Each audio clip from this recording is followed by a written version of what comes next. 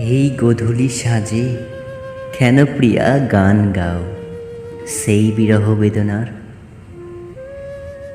কেন বোঝো না সে তো ছিল এক অতীতের প্রেম, যার কোনো স্থায়িত্ব নেই, আছে শুধু স্মৃতি।